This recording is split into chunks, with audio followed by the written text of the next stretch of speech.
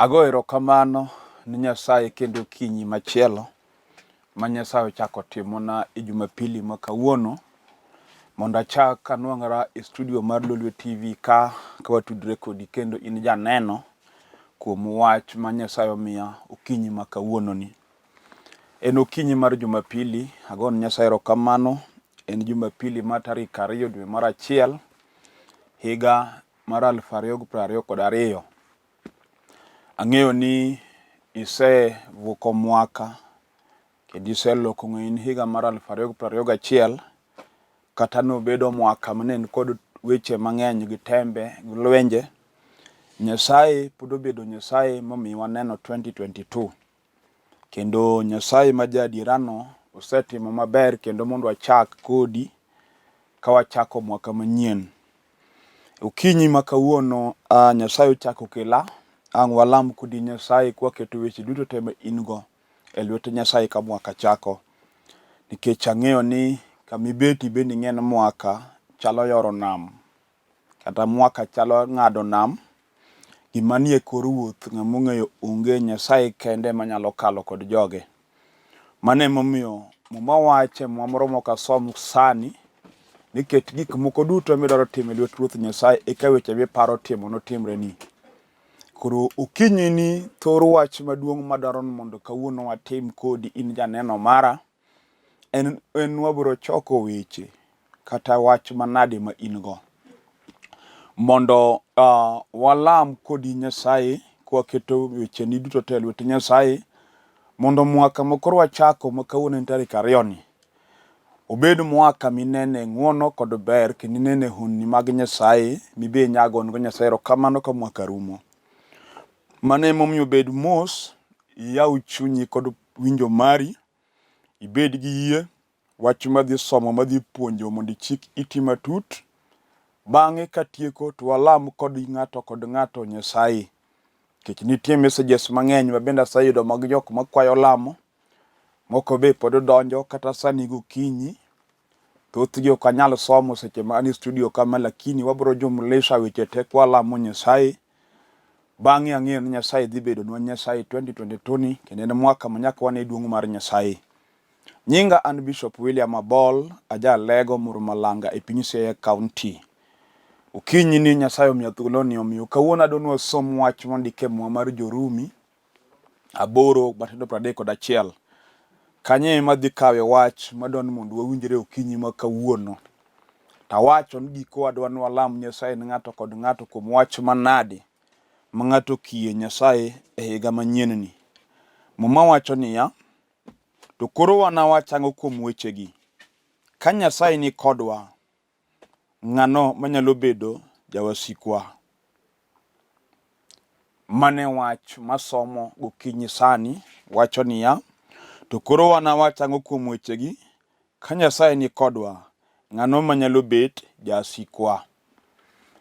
Agon Nyasach polo kod piny erokamano e thuolo mar okinyi maber mar Jumapili kaya ka mwaka ochako, kendo en Jumapili makare ma Nyasaye otimo mondo in janeno mar Lolwe TV wagwedhre kodi kachiel ka wachako mwaka kendo walam kodi Nyasaye mondo wane gik ma Nyasaye timo. Ang'eyo en tarik ma nyithindo be koro prepare mondo dogi skul, kendo kochakre kiny wuok tich en wuoth mochomo skul kendo. Muma masomo wacho ni dwawachang'o kuom weche Nyasaye, nikech ka Nyasaye obedo kodwa, muma penjo ni ng'ano manyalo bedo jawasikwa. Tiend wach madwani mondo aleri gokinyi ma kawuono en ni ka ng'ato obedo jakor Nyasaye, ma Nyasaye obedo jakore, to onge gima nyalo loyo jalno kendo onge gima nyalo bedo jasik jalno. Tiende niya, sama ng'ato bedo jakor Nyasaye kata Nyasaye obedo jakor ng'ato, to koro ng'ano bete i Nyasaye to Nyasaye ma koro tiyone. Kendo kata ka jasigu moro chung' mar kedo to Nyasaye ma kedoni, kech koro in i Nyasaye, Nyasaye modong' ka tiyoni. Mano emomiyo kwachako mwaka to onego bed ni in janeno ichakie mwaka ka in kod Nyasaye manyalo kedoni gi wasigu mopango ni ataro e mwaka mwachako ni. Kendo ichakie mwaka kimako Nyasach odi manyalo choki gi jogi te momuom kodi nyaka mwaka ni chakrum kendo kineno loch kod ng'wono mar Nyasaye no. Kendo mae sa ma ng'ato nyalo kete foundation mare e nyim Nyasaye kuom weche modwaro nene Nyasaye ka mwaka dhi mbele. Kendo ukinyi sa ma Nyasaye okete studio ka kaka jatich Nyasaye, in be onego ichok weche ni moko. Niwach ni kan dakika gi ka koro walemo, in gi weche midwa pedho ni Nyasaye kawuono, ma Nyasaye idwan mondo ine Nyasaye ka tiyoni. Ang'eyo nitie ji kata gokinyi sani ibet piny nena to nitie weche moko mosehinyi kata mosesando ngimani. Jomoko tuoche osebedo ka yware kod ngimagi matek, ma kata mwaka manyorumo ne ok ibedo kod kwe. Ma seche moko ni lose hope, chunyi moro ng'isi ni seche moko ok inyal bet mangima. Seche moko kata mna lined tich nyo nyalo chandi. Wan gi joma ng'eny manyo ka tuo mar korona obiro, tije manyo gitiyo nyo kethore. Ma seche moko idak chandruok iseneno mang'eny ahinya, ka tich onge, pesa onge, idak ngima mar chandruok. Adwa nanyise ni wachako mwaka manyien, monego ibed kod yien gik manyo timre ni 2021, ok chak timre 2022. To mano be momiyo Nyasaye keto jotich Nyasaye mondo oyal wach Nyasaye kokalo e studio ka. Mondo kama nyoja chien sandi go Nyasaye ogolie. Mane momiyo mwacho koro wana wachango kuom wechegi, ka Nyasaye ni kodwa, ng'ama nyalo bedo jawasikwa. Tende kinwang'o Nyasaye gokinyi sani mikawo Nyasaye obedo Nyasachi, to gik mosebedo jowasiki mosesandi, Nyasachi nyaka lochni kochakore kawuono. Ang'eyo ni tie joma ng'eny ma kata kobet piny gokinyi ma kawuono, to chunyi opong' kod paro gachiedh nade.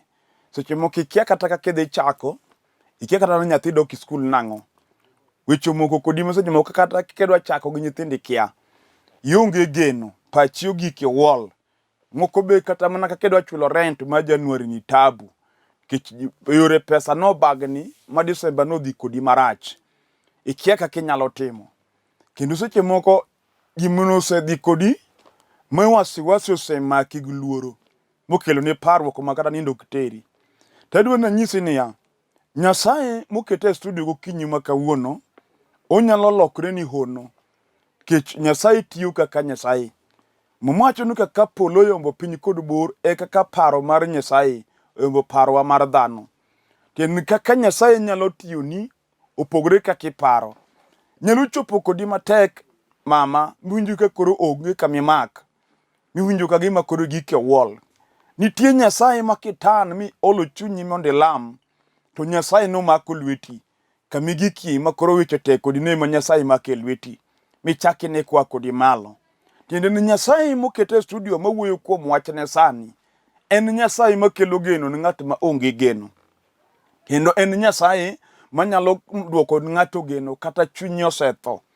Jomoko weche magikale osedhiro gima moko osechope wall moko chunygi gombo tho.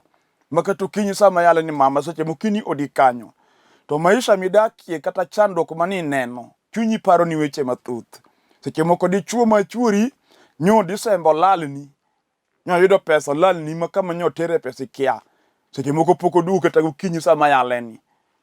Uwi gi nyithindo seche moko kedwa timo bende kia. Chunyi paro weche mang'eny. Wanyise niya, nitie Nyasaye monego par kuome. En ye Nyasaye manyalo kelo gima onge mabedie.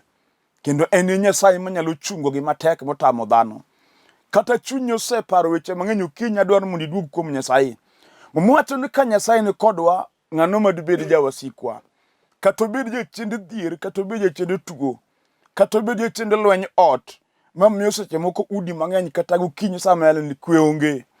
Wan gi dichuo ma onge kwe gi chiegi gokinyi sani, ma osebedo gi ywaruok ma onge kwe, kendo wach madhi mbele odno en gima jachien ochomogo mondo oketh dak maru. To kinyi Nyasaye okela ka mondo alam Nyasaye ni famili uno, mondo gima jachien tiyogo mar ketho go dak uno kawuono Nyasaye mondo kethe. Kendo Nyasaye makete e studio ka biro chako duoko nu kwe kod hera. Kendo un be onego uyie chunyu ni mwaka ni ok unuchak kendo gi chapni, ok unuchak mwaka ni gi lwenje. Udwaro mondo uchak mwaka kod kwe. Mama wacho ni ka Nyasaye obedo jakorwa, onge ng'ama nyalo bedo jawasikwa. Kata obedo mana jachien manyo otami osiepa, igo lamo kiyudo tich, igo lamo kiyudo tich, mwaka ni bed gi yie nikech abiro lamo kodi Nyasaye. Mae mwaka mi be yie chunyi ni mwaka to nyaka iyud tich maber miti, mi bende idagi maisha ma jowadwa wadakie. Kech wan ng'at mosomo nigi certificate gi gimoro amora. To manyo tich ok onya nwang'o, to nyaka jok mohingo gi somo to yudo tich tiya tiya. Kech jochieng' notami iru tich. To Nyasaye okelo kinyi ma kawuono mondo anyisi niya, nitie Nyasaye manyalo gik moko duto. Nitie Nyasaye manyalo gik motamo rieko kata pesa. Ma kiyie kuome gokinyi sani mobedo jakori, to yore tich nyaka oyawni minwang' tich mibed kod tich mitiyo. Kech mama wacho ni koro wan awach ang'o kuom wechegi. Ka Nyasaye ni kodwa, ng'a manyalo bedo jawasikwa? En ang'o mosechung' mama e ngimani mosemiyo seche moko kata kini kind jowadu tionge nying maber?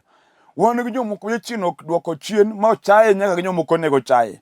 Ma kata kaka koro nyomwa kurumoni ka nyidhi kata dala mdirom go family magu, to family mari ido ka in ng'at mochaye kind ji, kendo ionge kwe gi nyithindu monyuoligo. Kech gimonyalo timo ng'ato miyud kata nyithindu monyuoligo be ok dwari. Bende kata kiromo kodgi to ok gineni ka nyathigi. Ke jachien odino ni yo moro. To Nyasaye mokete studio ka nyalo timo gimomiyi chayino. Kendo nyalo golo ni wich kodno bibed ng'ama igeno. Kiyie kuom Nyasach Israel okinyi ma kawuono, Nyasaye nonge gima tek manyalo tame. Uwacho ni ka Nyasaye obedo jakorwa, ng'a manyalo bedo jawasikwa? Kata bende tedo ema jachien otamie, in mwaka ka chako go oboke yudo dichuo. Matinde ndio ngero migoyo kama ji obetie, kendo kata kini landi kamidakie kata in e gweng' kamidakie, to in imiwinjo ka ji go mbaki ne nyako ni to tedo tamo. Wach momidong nying marach e kind jowadu. Mano gima nyalo dhi kodi miwinj kionge geno. To kawuono nyisi ni mama wacho ni ka Nyasaye obedo jakori, jachien motami dhi tedo no ok nyal chako chunge nyimi kendo. Wabiro lamo kodi Nyasaye ma jayawo yo. Ruoth mandiko wuoyo kuome ni kelo geno kama geno onge. Nyasaye monge gima tek manyalo tamo. Kata bed ni jachien no utami osiepa ma in mwaka kochako kaka koro wachako mwaka ni tin gu plande mabayo midwani time mwaka. Mokindiko piny miketi diary gi tarik gi dwe midwani timgie. To ka mwaka rumo konge mitimo kata achiel, gik mipango kethore moko faulu.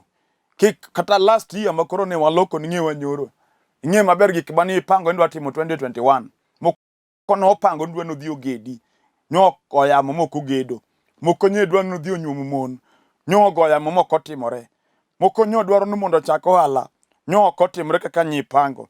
Ke jachien moro tamre ni gimipango kitimre. To Nyasaye mokelago kinyi ma kawuono, mama wacho ni onge gima nyalo bedo jasiki kobedo jakori. Mane momiyo kawuono adwa ni iyie kuom Nyasaye. Kendo iyie kuom Yesu Kristo ni mwaka ne ok ichak kokine Nyasaye ngimani. To yaw chunyi nikech Nyasaye mwabiro lamo. Kata obed gima nomwoko matek, mane jachien odage nok nyal timore. E nying Yesu Kristo mokete studio kawuono, gino nyaka timre. Kata obed ni in dala kama ni dak monyuoli ji nok dwari, seche moko in kimirwa manobigo, to mama ni manonyuoli be nosetho, baba ni be mane okawo mama ni be nosetho, idong gi jomoko dwari lilo. Isetemo yo miyudo kata pesa nyiewo lo iged kama chielo tami. Kiloso pesa kisran biro mai pesa, omiyo gik mipango fail. Ionge kwe kata kama ichwe wi yutami. Kawuono abiro lamo kodi Nyasaye ma jahono. Mabiro yawo ni osiepa miyud gi pesa miwacho no mitim gi midwaro. Kech nyalore kuom Nyasaye. Kata bende nyathi manyako, in idhi skul to skundi ok konyi. In klas sami pok ochopo kinde penj tisoma maber. To kochopo kinde penj to kora ka jachien kelo ni wich bar, ama wang'i lil, ama chunyi chido. Master result mani duogo kata sani, nyen result moko mikwe gi jonyuolni. Kech yudo gima ok chal kod rieko ma in go. Te kuri chomo, idhi third term, idhi timo penj seche moko mar form 4 kata class 8, tineno ka ok ine ka gima inyalo kalo penj. Okinyi bed gi yien kech Nyasaye mabiro lamo kodi kawuono. Biro tamo jachien mosebedo ka sandi skul no. Momiyo in kende mag penj to wang'i lili wang'i chwero pi. Nyasaye biro changi kawuono, kendo kidok e skul wang'ni, tibiro neno ka Nyasaye odok kodi. Kendo result midhi duogo nyaka bed result mamiyo nying Nyasaye duong'. Kech mama wacho ni koro wan awachang'o kuom wechegi. Ka Nyasaye ni kodwa, ng'ano manyalo bedo jawasikwa? Jachien mane manyalo bedo jasik ng'at man gi Nyasaye? kich lweny koro ken mar ng'at Nyasaye, to lweny en mar Nyasaye. Nyasaye madhi kedo ni gik makedo ga kodigo. Gik mosedino ni momiyo seche mokiwuotho kiwuoyo kendi, momi onge mor, onge kwe. Wan gi ng'ato makata kobet piny to nindo tere kama bete nikech chunye onge kwe, chunye dhi mabor kuom gik mokale. To Nyasach Israel moketa kawuono biro ketho teko mag jochiende mosetami kwe higni mang'eny, momiyo igombo deri tigombo chamo sum. Nyasachwa nitie, kendo yie chunyi ni 2022 en mwaka mari mar timo neno kuom Nyasaye. Kendo yie chunyi ni mwaka ni en mwaka manyaka jok manowacho nok nonegi maber kuomi nyaka gine ka Nyasaye otimo, nikech nyalore. Muma wacho niya, to koro wana watang'o kuom wechegi. Ka Nyasaye ni kodwa, ng'ano manyalo bedo jawasikwa? En ng'a manyalo bedo jasik ng'at man kuom Nyasaye? Gima onego tim, muma wacho ni bad Nyasaye ok chiek madumona resowa, kata it Nyasaye ok nok maditamre winjo ka walame, to richowa ema pogo kindwa gi Nyasaye. Doge ni chunyi ma iye kawuono gi tarik 2 ni, mondo ipara ni to ngima kindi gi Nyasaye chalo nade, mondo gokinyi ma kawuono iyie lokri, mondo mwaka ni chak ka Nyasaye obedo Nyasachi. Ine kaka Nyasaye gwedho joge moluore, joge malame kendo joge motiyone, ne kaka Nyasaye ting'o gi malo. Kata ka mwaka morumogo nyocha kidhiga e kanisa, kochakre mwaka michako ni wuoyi chunyi ma iye ni mae mwaka ni kod Nyasaye, mondo ibe chaki dhi dwaro Nyasaye kaka jowadu moko dhiga, mondo ibe lamie Nyasaye. Nikech wan gi ji mang'eny madwaro mondo Nyasaye okonygi, to Nyasaye no bende ok gidwar lamo. En odwa ni Nyasaye okonye, to Nyasaye no bende oborgo. Kidwa ni Nyasaye obed ni Nyasaye, yie kuom Nyasaye kendo donji tich Nyasaye, lam Nyasaye. Nyasaye en tiye, to konyal tiyo kok olame. Koro gimineno midwaro kuom Nyasaye no nyalruok to nyalre anyala, lakini in ema pok ikawo hatua mar yie kuom Nyasaye ni Nyasaye nyalo timo ni gino, mondo idonji Nyasaye, mondo ilam Nyasaye, mondo Nyasaye otini. Okinyi ma kawuono, awacho ni kawuono ok adwar yalo weche mang'eny. Adwa ni mondo achomie choma tere lamo, nikech wachako mwaka, mondo waket weche duto te e lwet Nyasaye. Ing'eyo gik midwaro mondo Nyasaye otimnie mwaka ni. Ing'eyo gik midwaro e dalani kanyo jaduong', kata nyithindi molal okogo. Mwaka ni onego isingri gi Nyasaye sama walemo, mondo Nyasaye ma jakel geno olim nyithindi kama gintie mondo giduog dala. Kata moko dong' kanyo manusomo, kech wan kod nyathi mosomo ma ng'ama duong' masano onego bed ni tiyo tije to dak maisha ne. Ipuonjo mit olo pesa kuome mosomo motieko, to jachien opor kuome otame no konyal dhi tich. Moro be kata yudo ne tich kata ong'iewne mne tich, to ketha. Udugo chandri mni ot kanyo gik timbe ni moko kare. Moko dugo donjo mni kong'o gra mag piny. Nyithindo monego bed ni sani ema pidho jonyuol, kijachien odino bwongone. Kawuono yie ni mwaka ni in be nyaka chamie nyaka mar nyuol. Jochiende modino wi nyathini mawuoyi, momiyo dugo laro kodi weche ot, onge kodi ukwe nikech tich otame. Ong'amo duogo timo gik moko nego tim. To Nyasaye ma jaloko paro kod rieko mar dhano, ibo okete studio gokinyi ma kawuono.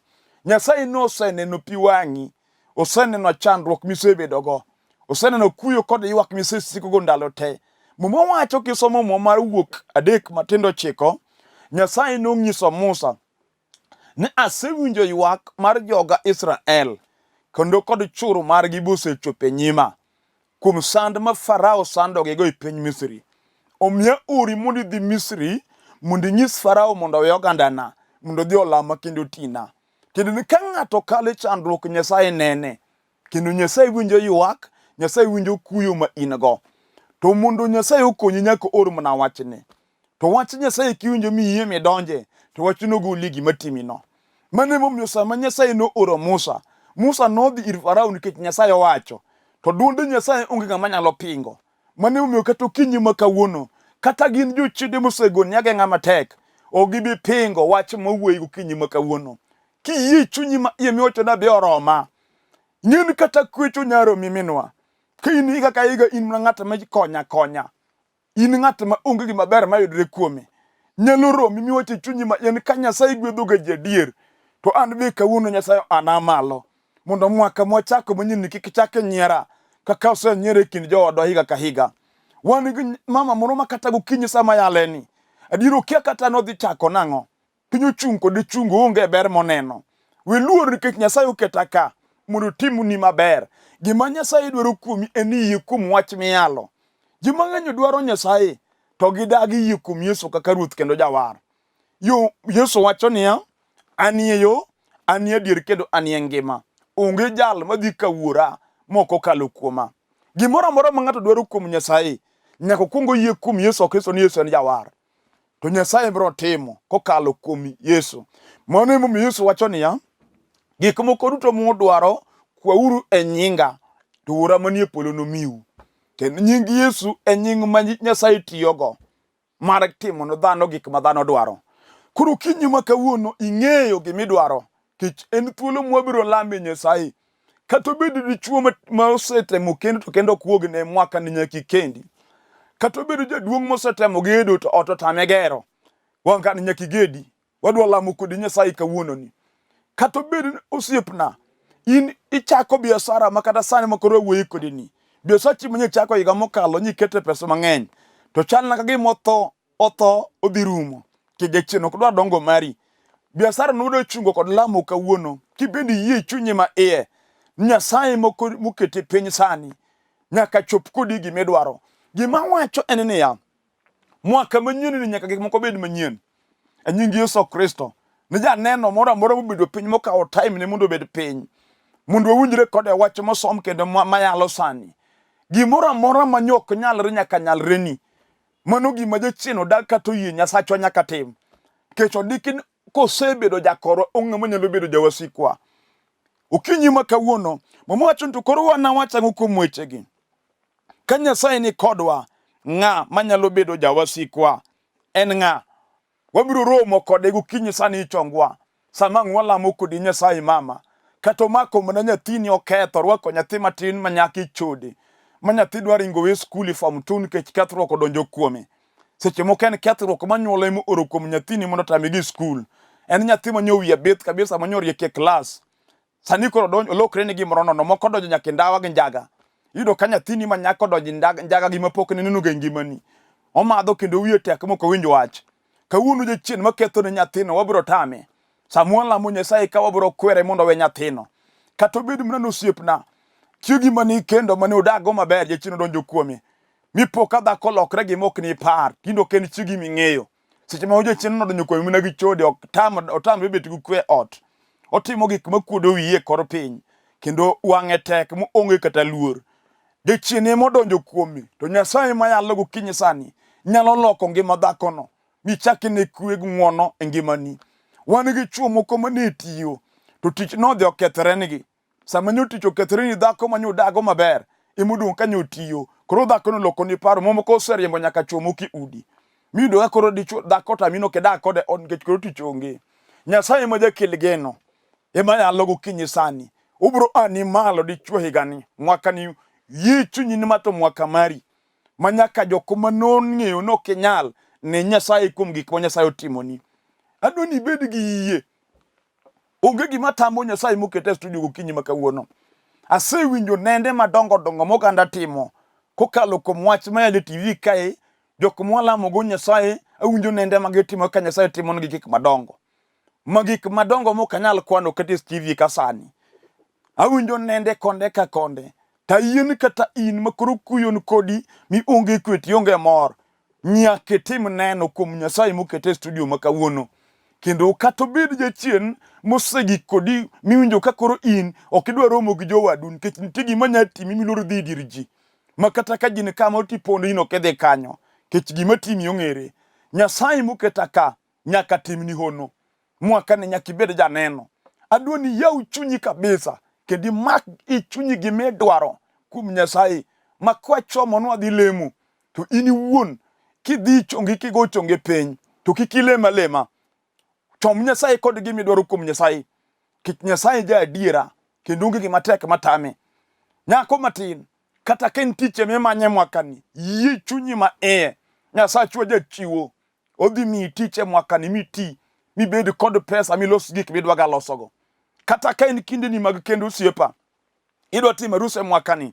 Nyi pango last year nyogo yamo. wadwa lamo kodi Nyasaye ma jachop weche kare mondo gik midwaro higa ni Nyasaye otim. Bed kodi yie chunyi kendo ikri kabisa kama intie. Ka in gi yien kawuono to Nyasaye okalama lama tadwa lemo nyaka ni ka Nyasaye timo na hono. Moma wacho to koro wanawachango kuom wechegi. Ka Nyasaye ni kodwa, ng'ano manyalo bedo jawasikwa? Ng'ama dibedo jasik jo Nyasaye?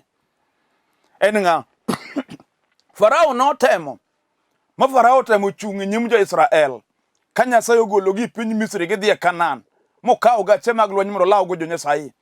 Nyasaye noloko gache Farao atare dier nam. Chieng' no, Farao noneno ka jolwenje mag lweny tho e nam. Gache Farao noto pipi. Kech Nyasaye amalo mondo kedo ne joge. Okinyi ma kawuono Nyasaye dwa kedo na dhako moro. Kata dichuo moro ma jachien osesando gaming'a. Jala ma ji osenyiero mosegoni siboi mochae kind ji. Kawuono wadwa lamo kodi Nyasaye. Bedo tiyani nikech thuolo mogikni adwa nwadhi kodi nyim Nyasaye mondo walem. Ing'e gimidware mwakani gine mamake lweti kendo yie chunyi ni kawuono aketo weche makama e lwet Nyasaye. An adwa mna chiwi lwet Nyasaye kuom weche miketo ni Nyasaye mondo mwakani awinj nende kuom joma ng'eny ma Nyasaye otimonegi maber. Kech mae mwaka mari mar locho. Adwa nwalam kodi Nyasaye kama intie. Yudi yiego chonge piny. Ka en kata tuo mar nyathi, kaw nyathi matuo ni ting'i lweti. To kata ka en tich, kaw certificate magigo iting'i lweti. Gimoro amora midwaro kaw, wadwa lamo kodi Nyasaye mondo Nyasaye otimni hono. Mwaka no obed mwaka mari migon nye Nyasaye erokamano. Walamo. Nyasach polo kod piny, agoni erokamano kinyi makawuono. Nikech janeno mara mosego chonge piny yukinyi ni a Nyasaye. En Jumapili ma tarik 2 dwe mar 1 mwaka ochako. Nyasach muma, akawo joneno gi te ng'ato ka ng'ato akete lweti kuom mipango kod kwayo mar chuny ng'ato kod ng'ato. Jal madwaro tich Nyasaye miye tich e mwakani mondo obed go janeno. Dhako ma onge kwe ode mosedagi lwenje gi chandruok higni te. Kawuono aketho teko mag jochiende mag lweny mosesande ode ka. Ta uru kwe mari kod ng'wono ni e ngimane. Higani one ka gidak kod kwe ka hera mari umogi. Nyasaye jaduong' ma dalani osebedo gi lwenje. Aketo dalani e lweti, rie badi gweth dalani. Aketo janeno moro ka moro e lweti kod wach manade molamie ka mwaka chako. Nyasaye mondo mwaka ni mi obed janeno ka nyingi yudo duong'. Gweth kod kwe gi ng'wono bed kod ng'ato kod ng'ato. Chak kod oganda mwaka Nyasaye nyaka ichop kodwa giko mar mwaka. Ka Disemba oromo kendo tarik 1 oromo, Nyasaye kendo wanagoni erokamano. Koganda timo neno nikech ibedo jaloch. Nyasacho erokamano kuom gwedho ng'ato kod ng'ato. Igwedho nyaka piny Kenya nikech en higa mar yiero. Election biro Nyasaye, josiasa dwa wuotho e piny. Jehova pinyni waketi lweti mondo kwe mari piny Kenya te. Chunje mag lwenje mamiyo remb ji chweri kinde siasa watamo. Kendo atweyo loch gi nying Yesu Kristo. Jochiende mag lweny mag dhao, mag laro telogo mag jotelo mathuo ji mondo ogore e piny. Atamo gi nying Yesu Kristo gionge loch e piny Kenya. Piny Kenya umo grembi mondo chwere Kalvari. Kwe mari obed e piny ne Nyasaye. Duong' kod pag locho dogni manyaka chieng'. E nying Yesu Kristo Ruoth. Amen.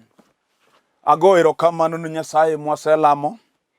Beda ne gi yien mwaka wachako kod Nyasaye. Weche modong' Nyasaye dhi chopo kare kendo nying Nyasaye nyaka yud duong'.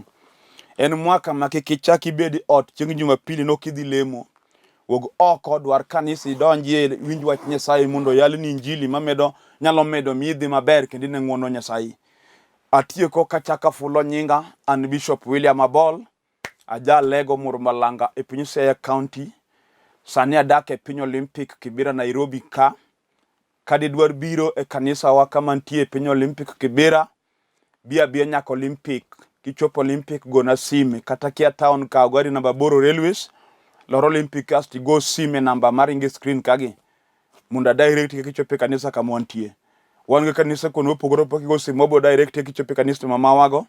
Kendo tem mondo kibede ot. Mwakani amalo mondo lam Nyasaye kiditi ni Nyasaye. Mondo Nyasaye bedi ni Nyasaye. Enyalo yudo puonj maga YouTube account mara bende ki subscribe Bishop William Abol. Namba na mar simu en 0721 280025. 0721 280025. Airtel number 0782495083. Nyasaye mondo gwedhu nyaka Jumapili manyien. Shalom.